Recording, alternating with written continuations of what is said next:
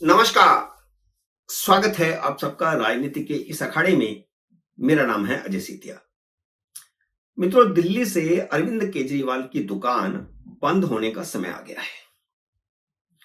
जब भारी बहुमत के बावजूद वह एमसीडी की स्टैंडिंग कमेटी की एक सीट के चुनाव से भाग खड़े हुए, तो आप अंदाजा लगा सकते हैं कि उनकी जमीनी हालत क्या है। एमसीडी में आम आदमी पार्टी के 134 सदस्य थे। 9 सदस्य आम आदमी पार्टी छोड़ करके भाजपा में शामिल हो चुके हैं। भले ही भाजपा के सदस्य 104 से बढ़कर 115 हो गए हैं, लेकिन मेजोरिटी तो अभी भी आम आदमी पार्टी के पास ही है।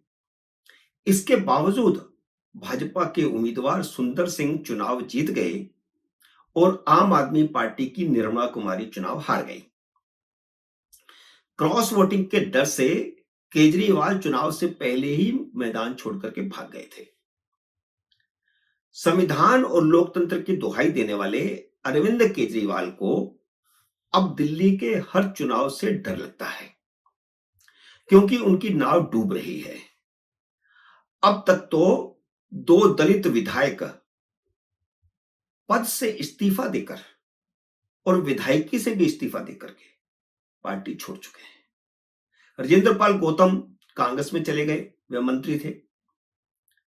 और राजकुमार आनंद पहले बसपा में गए, फिर भाजपा में जा चुके हैं, वे भी मंत्री थे। इसके अलावा एक विधायक करतार सिंह तंवर भी भाजपा में शामिल हो चुके हैं। केजरीवाल के विधायकों की संख्या भी 62 से घट करके 55 हो चुकी है। जेल से छूटने और मुख्यमंत्री पद से इस्तीफा देने के बाद अब वह दिल्ली की सड़कों पर मारे मारे फिर रहे हैं और सड़कों की बुरी हालत पर रो रहे हैं। जब वह अपना शीश महल बनवा रहे थे, तब उनकी दिल्ली की सड़कों की कोई सुध नहीं ली उन्होंने। बिल्कुल उनको ध्यान ही नहीं आया कि दिल्ली में आम लोगों की क्या हालत है। और नटंकी ऐसी कि आतिशी मार्लिना को साथ लेकर के घूम रहे हैं। और आतिशी मार्लिना, जो कि मुख्यमंत्री है, केजरीवाल की चपरासी की तरह उनके पीछे पीछे घूम रही है। और नौटंकी देखिए कि साथ लेकर के घूम रहे हैं, इसके बावजूद घर आकर के आतिशी मार्लिना को चिट्ठी लिख रहे हैं कि दिल्ली की सड़कों की हालत बहुत खराब है, उसे सुधारा जाए। अब जब चुनाव नजदीक आ गए हैं, तो इनको दिल्ली की सड़कें भी याद आ गई, दिल्ली की सफाई भी याद आ गई, नालियां भी याद आ गई, खड़ंजे भी याद आ गए, सब कुछ याद आने लगा है। सिर्फ दिल्ली सरकार ने ही पिछले 5 साल कोई काम नहीं किया, बल्कि उसके बाद जो एमसीडी जीती, उस एमसीडी ने भी कोई काम नहीं किया। दिल्ली में वैसे असली ताकत मेयर की नहीं होती। दिल्ली में असली ताकत स्टैंडिंग कमेटी के पास होती है, जो 5 करोड़ से ऊपर के प्रोजेक्ट पास करती है। और अगर वो प्रोजेक्ट पास नहीं होंगे, तो इसका मतलब है बड़े काम नहीं होंगे। और 21 महीने हो गए हैं एमसीडी के चुनाव को। स्टैंडिंग कमेटी ही केजरीवाल ने नहीं बनने दी, क्योंकि केजरीवाल को डर था कि स्टैंडिंग कमेटी के चुनाव हुए तो आम आदमी पार्टी कहीं हार ना जाए। और हुआ भी वही। सुप्रीम कोर्ट की बार बार की लताड़ के बाद जब स्टैंडिंग कमेटी के चुनाव होने शुरू हुए, तो स्टैंडिंग कमेटी के 12 सदस्य होते हैं जोन से, 12 जोन्स हैं दिल्ली के, तो उनसे एक एक स्टैंडिंग कमेटी का मेंबर आता है। और 6 सदस्य आते हैं जो पार्षद चुनते हैं। तो पार्षद के तो पहले से ही चुनाव हो गए थे। स्टैंडिंग कमेटी के 3 मेंबर भाजपा के चुने गए और 3 आम आदमी पार्टी के चुने गए। लेकिन जोनल कमेटियों के चुनाव नहीं हो रहे थे। अब जोनल कमेटियों के चुनाव सुप्रीम कोर्ट की लताड़ के बाद, फटकार के बाद हुए। और जब चुनाव हुए, तो उसमें भी 12 में से 7 भाजपा जीत गई और 5 जीती आम आदमी पार्टी। तो 3 एमसीडी से और 7 जोन से 10 हो गए भाजपा के, और आम आदमी पार्टी के रह गए 8। तो क्या मेजोरिटी आ गई बीजेपी की। और वही बड़ी पावर है, यानी आप एमसीडी जीत कर भी एमसीडी हार गए हैं। लेकिन इससे पहले कि स्टैंडिंग कमेटी के चेयरमैन का चुनाव होता, स्टैंडिंग कमेटी के एक सदस्य की सीट खाली हो गई, क्योंकि भाजपा की एक सदस्य कंवलजीत सिंह, कंवलजीत कौर व सरावत वह लोकसभा की सदस्य बन गई, तो उनकी सीट खाली हुई। उस सीट पर चुनाव के लिए 26 सितंबर को वोटिंग होनी थी, लेकिन हार के डर से शैली ओबराय ने, जो कि मेयर है दिल्ली की, उन्होंने चुनाव नहीं होने दिया। चुनाव को 5 अक्टूबर तक टाल दिया, जबकि चुनाव की वोटिंग शुरू होने वाली थी।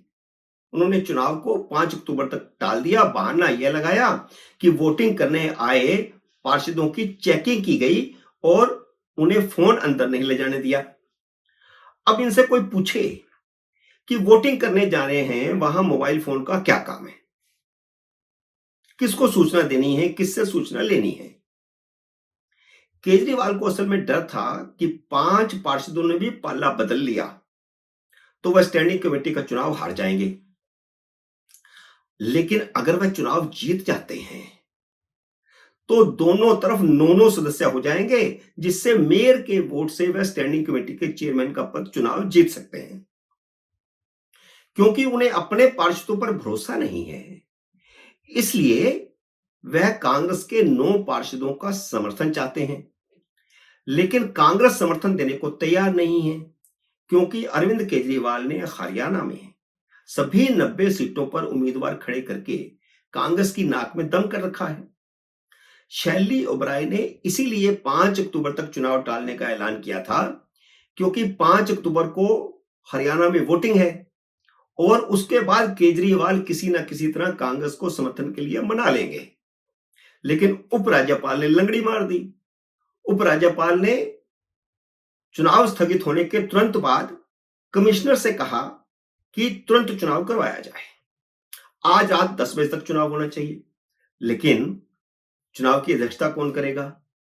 मेयर तैयार नहीं, डिप्टी मेयर तैयार नहीं, सबसे वरिष्ठ जो पार्षद है वो तैयार नहीं, तीनों आम आदमी पार्टी के। तो फिर नया रास्ता निकाला गया।